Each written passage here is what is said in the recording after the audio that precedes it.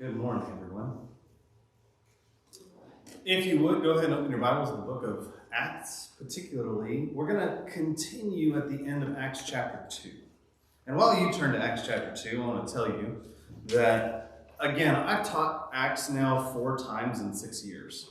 It is something that I really enjoyed. I really enjoyed teaching it as well. But the last time that I taught Acts, I planned to teach Acts chapters 1 and 2 in a single lesson. As I was looking at my material, I thought, this is a mistake. There's no way. Not to do it any kind of justice. And I believe that that has been confirmed as we have now spent 1 week on Acts chapter 1, 1 week on Acts chapter 2, and we didn't even finish it, and we were by no means exhausted. So, I'm glad that right now what we're going to do is we're going to kind of catch the tail end of Acts chapter 2 before we launch into Acts chapter 3. Here's our text. Start in verse 42. And they, that is the earliest Christians, the 3,000 souls with the initial disciples, devoted themselves to the apostles' teaching and the fellowship and to the breaking of bread and the prayers. And awe came upon every soul. And many wonders and signs were being done through the apostles. All who believed were together and had all things in common. And they were selling their possessions and belongings and distributing the proceeds to all as any had need. And day by day, attending the temple together and breaking bread in their homes, they received their food with glad and generous hearts, praising God and having favor with all people. And the Lord added to their number day by day those who were being saved. I want to ask just a couple of questions about this section of our text. The first is, imagine that you could shadow, just follow around one of the earlier converts through their daily life. Given what is described of their attributes and actions in this section, what kinds of things might you find them doing on an average day? I'll tell you what, I'll ask the question right there. What kinds of things might you find them doing? And I'll go ahead and read the text again. Imagine you're following them around. Here's what it says. And they devoted themselves to the apostles' teaching and the fellowship and to the breaking of bread and the prayers.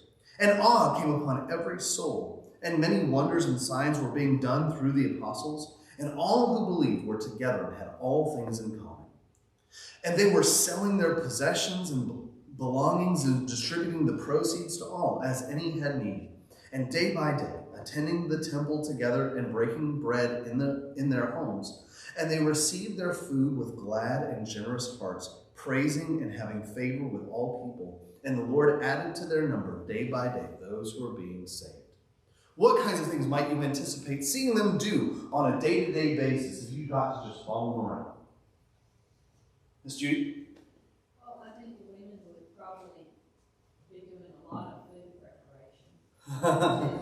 The women would be doing a lot of food preparation. Why do you say that? Well, it said that they went, from house to house and shared food, and they shared with others and everything. So, in order to do that, especially back then, cooking in one of those little mud things, that would take a lot of work.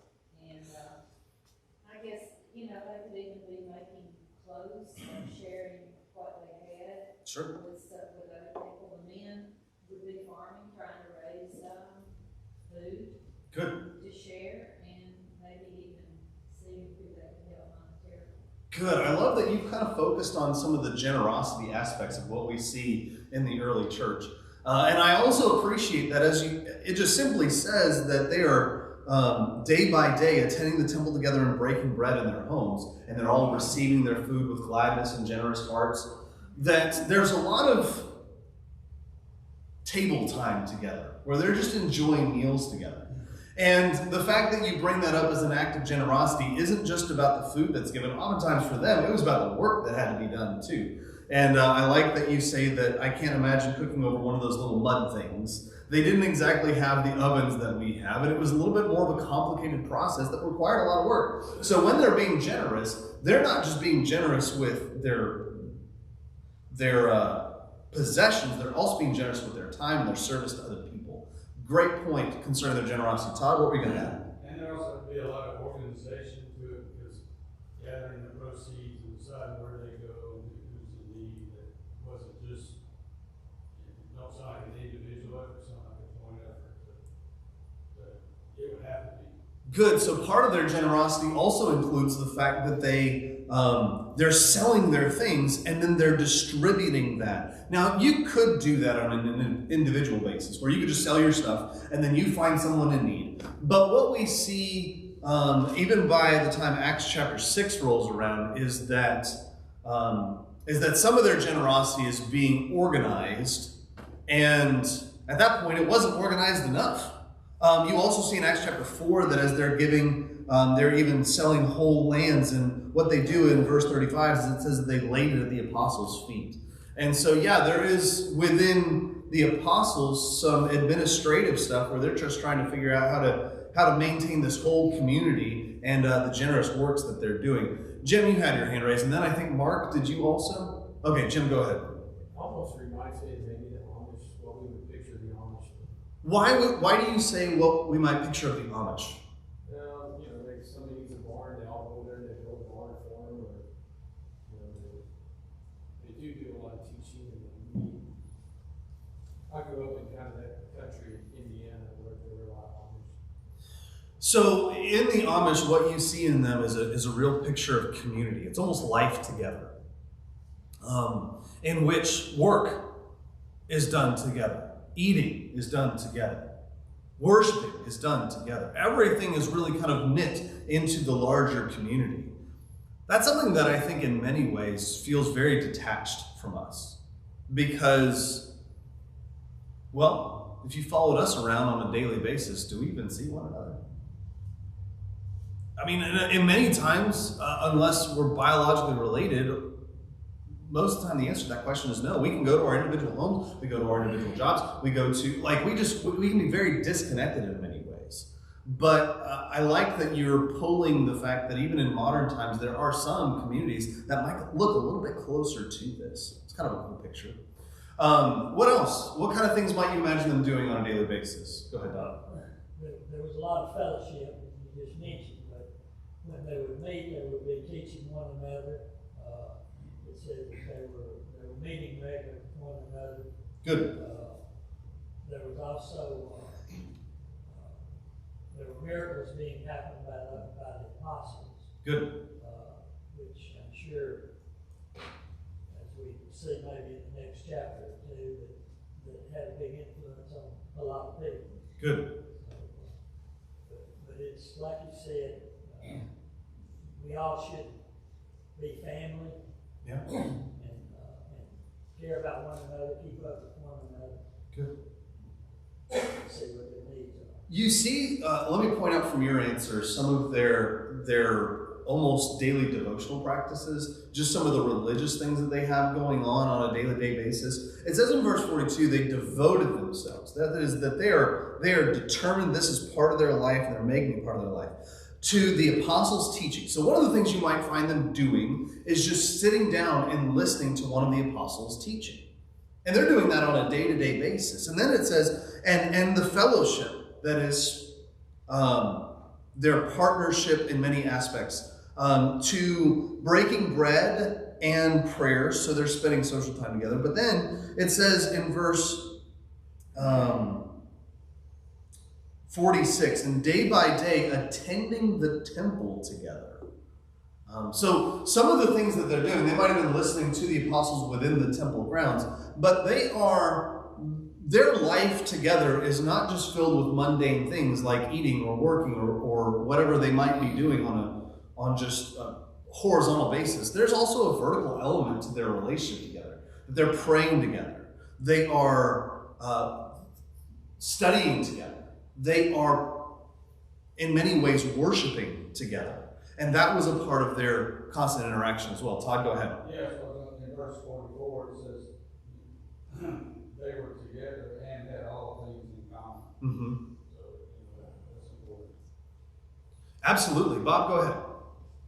If they had any spiritual questions, what better place to go? Inspired me, inspired apostles out there. No kidding. I've been reading this week in 1 Corinthians 10 because my next sermon is going to be from 1 Corinthians 10. And what you see in 1 Corinthians 10 is this kind of very beautiful interpretation of some of Israel's history. And Paul kind of weaves that together into this message for the Corinthians. We'll talk about that next week. But how much more would you benefit from not only the inspiration, but also from those of whom it was said in Luke 24 that Jesus showed them everything about himself in Moses, or the law of Moses, and the Psalms and the writings, or the prophets and the writings. Like they've not only been with Jesus, but they've received inspiration. They've also been taught specifically by Jesus how to, or what to teach from the Old Testament. And it's just amazing. I would love to sit back and hear them do that as well. But hey, guess what, Bob? We get to. That's exactly what we get to do when we read our scripture. So it's an amazing gift for us to. Miss B, go ahead. Verse 43. Verse 43. What? The all. Some versions say fear. Mm-hmm. I'd like to understand that better, and I was wondering what the wonders and signs were. Okay. So about the awe or fear, what's your question about that? Is it? What were they fearing? Okay. So oftentimes when Jesus would perform miracles, and you can see this theme traced throughout Luke as well, that he would perform miracles and everyone would just be like, wow. I mean, they'd just be amazed. And that sense of awe can also, I mean, the word for it can also be translated fear, because it was almost just this amazement. It was this you recognize that you were within the power of something greater, if you will. And so that same effect is happening when the apostles are doing miracles as well. Of course, the apostles were told you're going to have the power to perform miracles. And even Jesus said, and greater things than these you're going to do. But we're even going to see a glimpse of that and the effect of it. So that verse is going to be really well explained in the events of chapter 3. Because in chapter 3, they're going to perform a miracle. And you're going to see, as Don pointed out, all of the ramifications of that, all of like the ripples that are going to go out from that one miracle, not only in those who believe, but also those who disbelieve, and the encouragement to the brethren. All of that is happening based on the miracles that they're doing. So we're going to see a big picture of that really soon. Go ahead, Mark. Chapter 5, 12 through 16 goes into more detail about what we did that. Okay.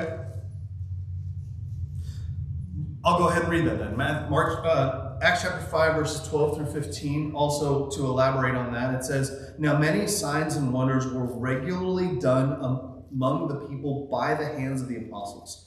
And they were all together in Solomon's portico. None of the rest dared join them, but the people held them in high esteem. And more than ever, believers were added to the Lord, multitudes of both men and women, so that they even carried out the sick into the streets and laid them on cots and mats, that as Peter came by, at least his shadow might fall on some of them.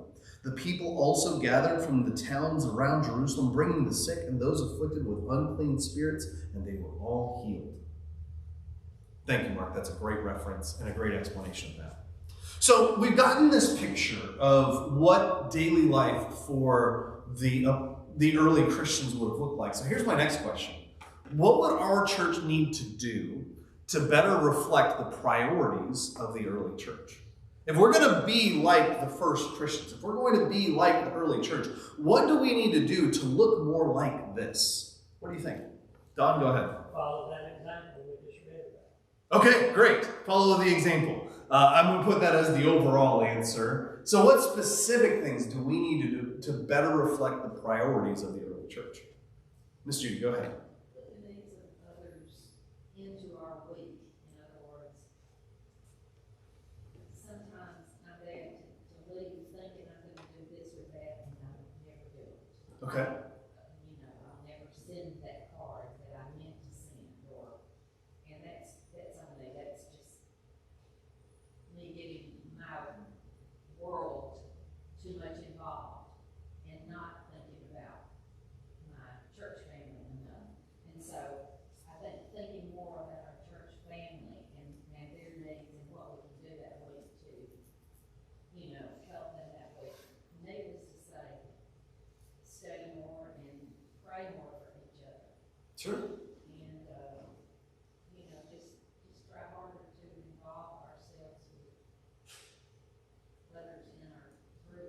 Absolutely. So, I mean, kind of what you're describing is find the ways to connect regularly.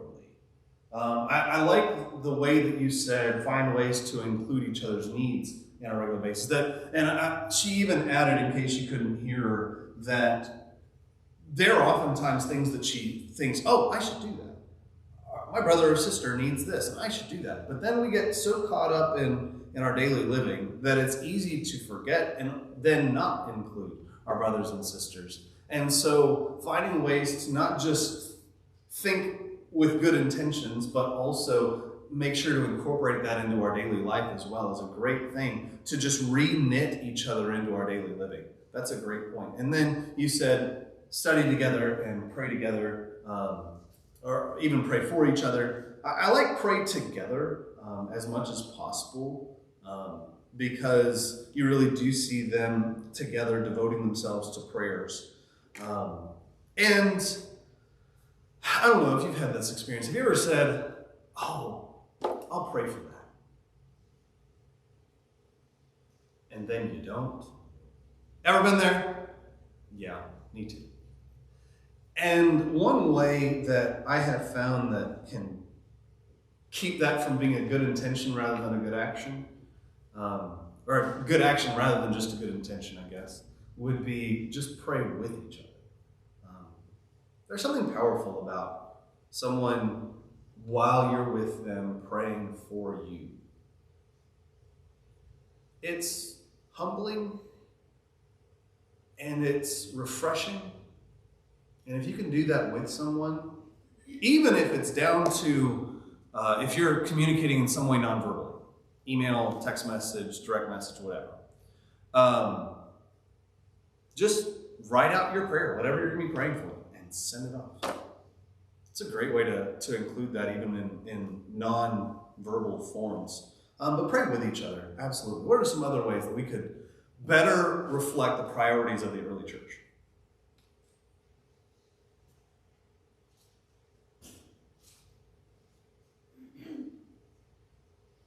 Do you think we're there?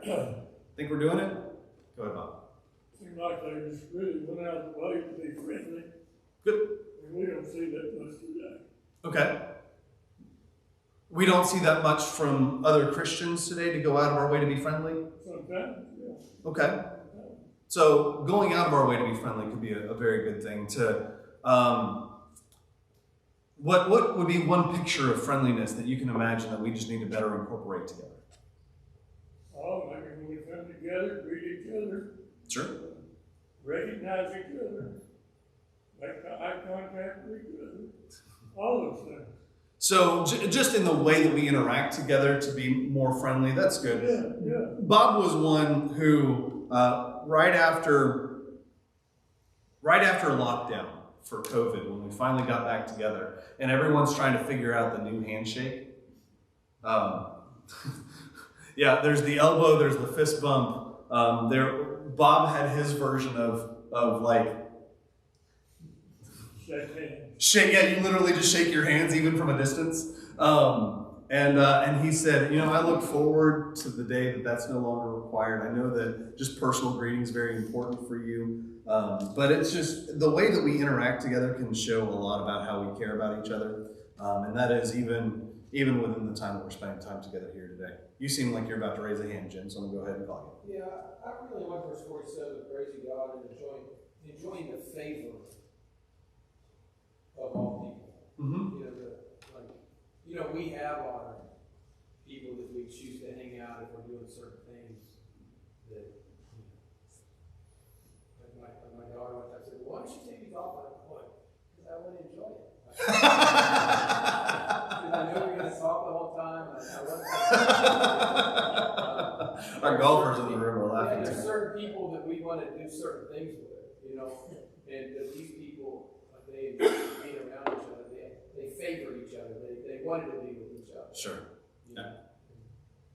And I think it's gonna, and I know it's probably the perfect time to talk about church discipline, but like with the Amish, when they practice discipline, it's effective because they're in each other's lives all the time. Right. Today, church discipline necessarily isn't as effective because, I live in Gadsden, and you guys would draw fellowship from me. how you feel. Right. Unless, that's a great point to bring up though, and that is, unless we actually have lives that look like this, church discipline is never going to be effective. I mean, it's never going to be as effective as it should be, and that is a great point. Let me go ahead and move on, because we do have Acts chapter 3 to discuss. So in Acts chapter 3, what you're going to see first is that Peter and John are going to be just walking through the temple, and it says the hour of prayer. Here's the question I want you to consider. Peter and John were anticipating an opportunity for prayer, but instead, God granted them an opportunity to serve. How might you recognize the ministry opportunities God is giving you? Here's the text. It says, "Now Peter and John were going up to the temple at the hour of prayer, the 9th hour. And a man lame from birth was being carried, whom they laid daily at the gate of the temple that is called the Beautiful Gate, to ask alms of those entering the temple. Seeing Peter and John about to go into the temple, he asked to receive alms. And Peter directed his gaze at him, as did John, and said, 'Look at us.' And he fixed his attention on them, expecting to receive something from them. But Peter said, 'I have no silver and gold, but what I do have, I give to you. In the name of Jesus Christ of Nazareth, rise up and walk.' And he took him by the right hand and raised him up. And immediately his feet and ankles were made strong, and leaping up he stood and began to walk, and entering the temple with them, walking and leaping and praising God. And all the people saw him walking and praising God and recognizing him as the one who sat at the beautiful gate of the temple, asking for alms. And they were filled with wonder and amazement at what happened to him." All right, so there's our text. And so the picture you get of Peter and John is that they're just kind of walking along. They think that they're going to the temple at a time to pray. It's almost like they're on their way to worship. This morning, I sang again with my son as we got in the car. Get in the car, we're going to Bible class. We sing it every Sunday morning, and every Wednesday. He loves it. So they're almost in the same way. They're on their way, and that's what they think that they're going to do. But on their way, there's this man. And instead, they get an opportunity to serve, to perform this wonderful miracle. So oftentimes, your opportunities to serve might not be the times that you might expect. So how can you recognize when God is giving you an opportunity like that? To serve someone else, to be kind, or to meet a need. How can you recognize when that's the opportunity that's being presented to you? Go ahead, Don. Well, you went on the line of prayer a moment ago. Okay. And Fred and I play with a group of guys pretty regularly, play golf regularly with them. And, all of them are our age, and we all have our physical problems. And a lot of them have had different procedures and surgeries. And Fred and I try to make it a point to tell them we'll pray for them. Mm-hmm. And I think by doing that, now when we are eating out somewhere, they've got to the point where they'll ask us to say a prayer. Mm-hmm. So that's been an opportunity, I think, for us to show them, the Christian life, and that we care about them, more so as a person, as a friend, by praying for them regularly. Good. So I think that's the opportunity that we have by example to show people how we should be treated. Absolutely. Let me piggyback a few things off of that. First of all, I'm not a golfer. And Jim, I'm the last guy you want to invite to go golfing. Do you know why? Because I talk too much. All right. But you said when you go out with your friends that some of them specifically have, you said all of you have physical problems, one or the other. You're all about the same age. Is that what a handicap is in golf? Oh, okay. Just making sure. I know a lot of old guys golf. No, I'm kidding.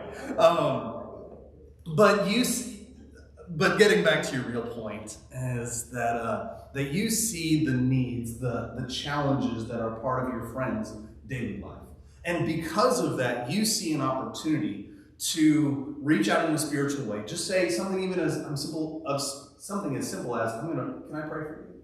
And I follow that up by saying, I pray for you after the service. So there's a lot of follow-up there. Not only to say, I did pray for you, but then there's kind of this increasing invitation into their lives. Will you pray? Will you bring this into our interactions together? And that's kind of cool that this opportunity that you found just continues to multiply. Very cool. Miss, yes ma'am, absolutely.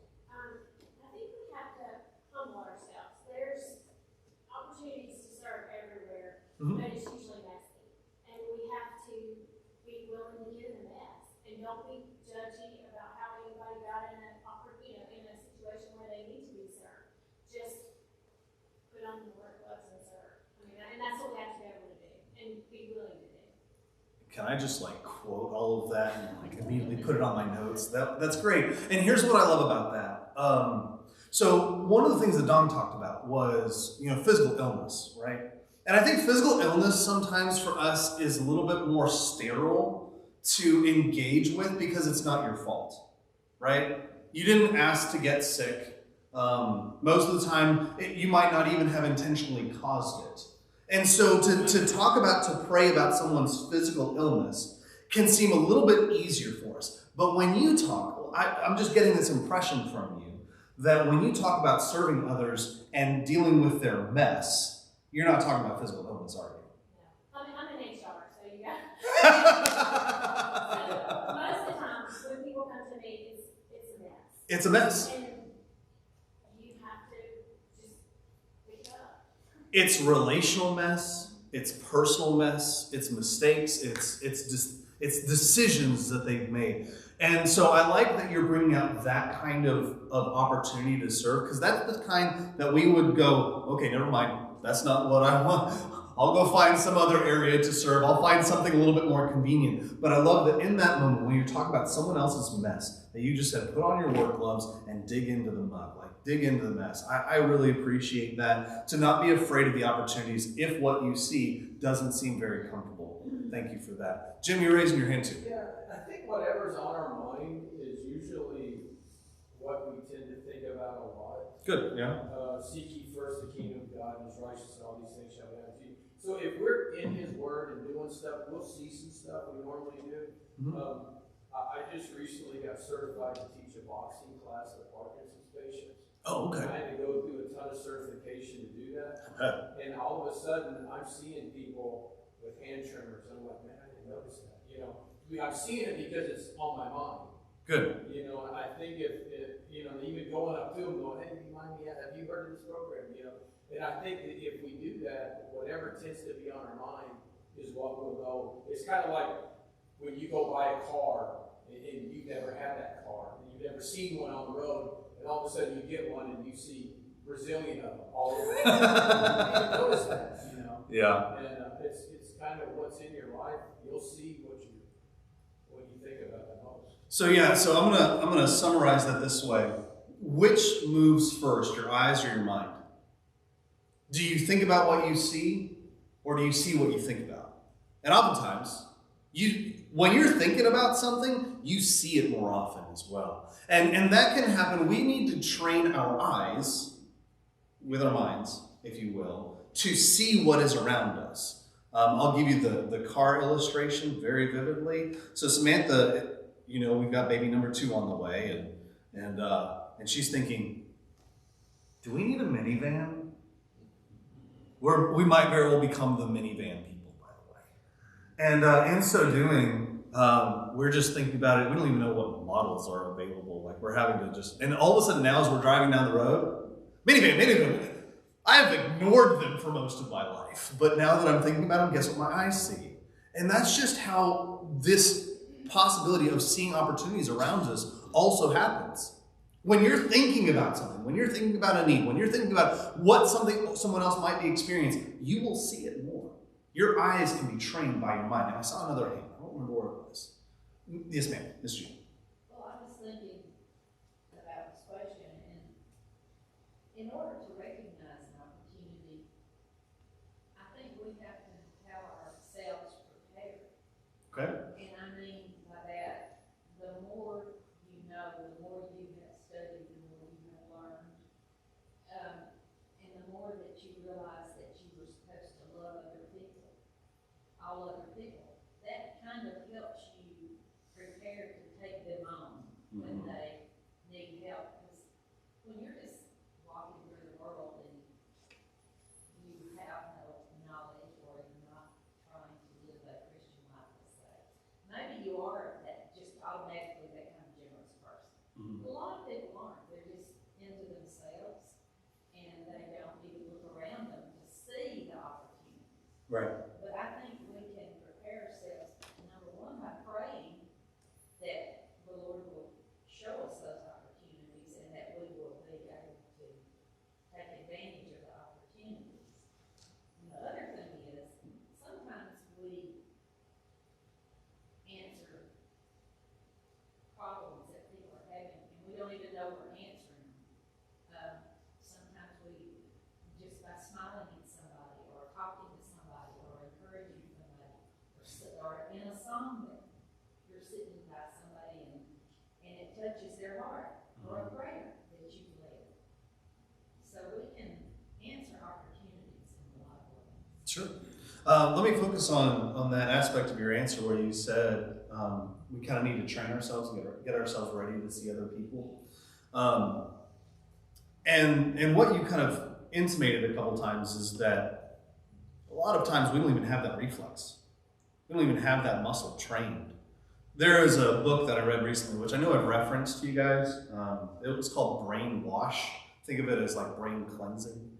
And what these two doctors were writing about in this book is that in general, some of the ways that some of the things that we eat, what we watch, etc., will actually train our brains to be more narcissistic. Will actually train our brains to be more self-centered. And we stop seeing other people. And we stop truly caring about other people. We lose our ability to be empathetic. Let me just say, based on the science that they have, there are things in your life that are training you to be a narcissist, to stop caring about other people, to stop seeing other people and feeling what they're feeling. But as much as that is the case, it is a general habit that we need to develop to start trying to see and feel other people and to stop being so involved in ourselves. So I want to focus on another aspect, though, of this scene. And that is that this passage, silver and gold I have none, but what I have I give to you in the name of Jesus Christ, Jesus of Nazareth. It's often quoted concerning giving money to those who beg. That's the picture here. This guy's job, if you will, was to sit by the beautiful gate and ask for alms, that is, ask for money. And there are still times in which people will ask for money. They might be staying on the side of the road. They might be walking around downtown, whatever it might be. Oftentimes, this passage has become the focal point for not giving people money. Silver and gold I have none, but what I have I give to you. Let me give you a Bible, let me pray for you, whatever. But let me just ask, from experience and from Scripture, what habits should define healthy and helpful acts of generosity? And I know that one of the things that people fear a lot about acts of generosity where you're giving money to someone who's begging is, how are you going to go use this? And what's the first thing that comes to your mind? What might they use it for? Drugs, right? Alcohol, something. Some kind of substance that is nefarious and therefore damaging to their lives, right? And you're worried about that. And you don't want to simply enable bad habits, but that doesn't mean that the answer is always do nothing. What are some of the healthy, helpful ways of being generous to people? What have you found in Scripture or in your personal life? Go ahead, Mark. Well, I think James clearly defines that in chapter 2. He said that somebody is without food or clothing, and you say, you pray for them, they'll be warm and filled, but you don't give them Great illustration. So they're without food and clothing, and you say, I'm going to pray for you. And James says, that's worthless. That's not doing anything. You also seemed like you wanted to speak, but I called on Mr. Mark behind you. What were you going to add? If you're in a fast food restaurant in line and you say, I'm gonna take the person behind me. Okay. They don't know you. Sure. You just do that as an act of generosity. Sure. If you're in line at Walmart, I'm gonna take care of the person behind me. Sure. And just wait. You know, and then introduce yourself. Tell them we'll hope they have a wonderful day. You know, just something like that. I'll put that in the random acts of kindness category, because it's the person behind me. You don't know them. You don't know what situation they might be in, but it's kind of just, I'm picking you at random. You are the person behind me. I'm going to do this nice thing. That's a great thing to do. And here's one of the things that I appreciate about that closed environment. In the line at the fast food restaurant, I think is what you said, and then in the grocery store, you know what you're buying. Let me tell you that one of the things that I have found most helpful in being generous to people who are asking for it, obviously, most oftentimes in the line, in whatever line you might be in, they're not asking for anything. They expect to pay for it, and it's just an act of kindness to be able to do that. But sometimes people are asking you, I need help. I need money. Do you have a few cents? Whatever they might be asking. I really enjoy buying gift cards to food establishments without liquor licenses. That's what I do, and I try to make it the most readily available. I have a small stack of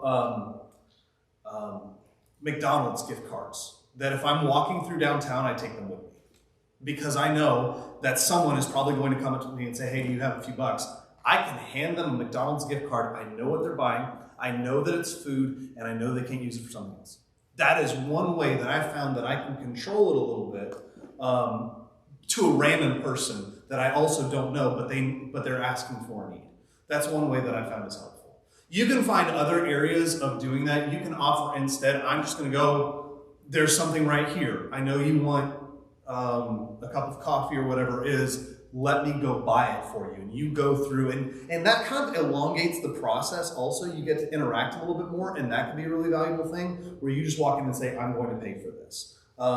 And so it's almost at that point that you never actually give money, but you can give food or something else. So you can find ways to exercise a little bit of control, a little bit of restraint in your generosity to feel that you're not doing something unhealthy in it. I will advise to you, if you're interested in this subject, there is a really good book. It's actually a second book. The first one was called When Helping Hurts, and that is that there are really oftentimes unhealthy giving, generous practices, even among churches. And so they were trying to identify the problem. And so what most people did when they read When Helping Hurts is they threw up their hands and they say, well, I'm not giving any money to anyone ever. And they went, well, no, that's not what we were going for here. So they wrote a second book called Helping Without Hurting. And in that book, they kind of outline some of the ways that you not only can do so with a level of restraint, but also really contributing to the problem, not just kind of Band-Aid enabling in a way. And so if you're really interested, When Helping Hurts and Helping Without Hurting are great books to add to your library. Becky, go ahead. We also can help by just giving our extra Absolutely. extra clothing or. The things that you have in surplus are great gifts to give. Absolutely. And so even in this process of generosity, I'm talking about using money to buy something that you did not previously have. But that's not even what they were doing. They were taking their own possessions, and that was the basis for their giving at the end of Acts chapter 2. And so that is a great point, Becky. Thank you for adding that. So there are going to be lots of pictures of generosity throughout Acts. And honestly, I'm going to focus on some of them because I think that what you see in some of the practices of the early church are that they were very generous. But in that generosity, we can get kind of detached from that in some ways. And so I want to try to find those truly healthy, good ways to do that. So they performed this wonderful miracle, right? Where was the guy when this story started? At the beautiful gate, but what was wrong with him? He couldn't walk, right? So what's he doing at the end of this story? Jumping for joy. I love that you phrased it that way. Yeah, you see it in verse 9. No, verse 8. Leaping up, he stood and began to walk, entering the temple with them, walking and leaping and praising God. Can you just imagine that scene? I mean, how cool is that? But as much as he's leaping for joy, everyone's recognizing him. Everyone knows exactly who that guy is. He looks a little different because he's jumping up and down rather than lying next to the beautiful gate with a cup in his hand, if you will. But he is jumping up and down for joy. And it says, verse 9, and all the people saw him walking and praising God and recognized him as the one who sat at the beautiful gate of the temple, asking for alms, and they were filled with wonder and amazement at what had happened to him. This is going to become for Peter an opportunity to share the gospel. But let me just read this part. While he clung to Peter and John, all the people, utterly astounded, ran together to them in the portico called Solomon's. And when Peter saw it, he addressed the people, men of Israel, why do you wonder at this? Why do you stare at us as though by our power or piety we have made him walk? The Lord, the God of Abraham, the God of Isaac, the God of Jacob, the God of our fathers, glorified his servant Jesus, whom you delivered over and denied in the presence of Pilate when he had decided to release him. But you denied the holy and righteous one and asked for a murderer to be granted to you. And you killed the author of life, whom God raised from the dead. To this we are witnesses. Stop. So this is kind of interesting. This is how he starts his sermon.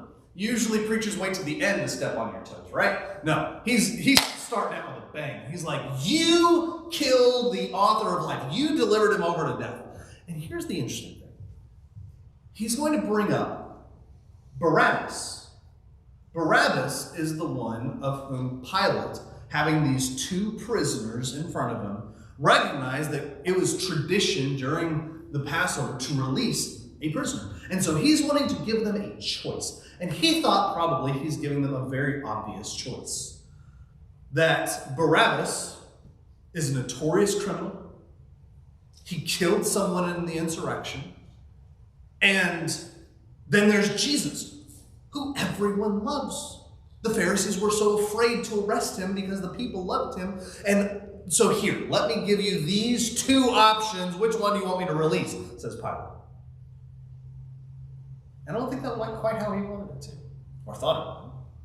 Because they said, release Barabbas. Well, what should I do with Jesus? Crucify him. Well, that's not how that was supposed to go. Interestingly enough, when we were studying Luke, we talked about some of the similarities between them. That Bar Abbas means son of the Father, and that Jesus is the Son of God. Well, for Peter, this was not just ironic, it was absurd. That in this action, they wanted to save the murderer and kill the author of life. That's how he starts the sermon, by the way. We'll continue this sermon and this discussion next week in Acts chapter 3. Thanks for studying with me today.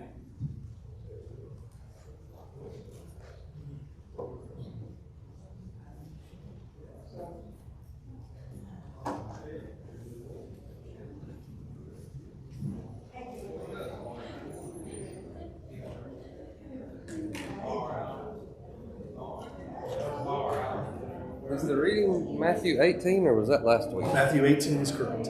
21 through 35? Yeah, Matthew 25 was last week. Okay. So Matthew 18, the parable of the unforgiving servant, is correct. Okay, 21 through 30, all right? Good job. Thank you. Yep.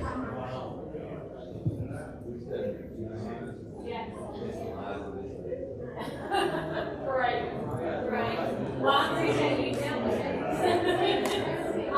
Close your eyes.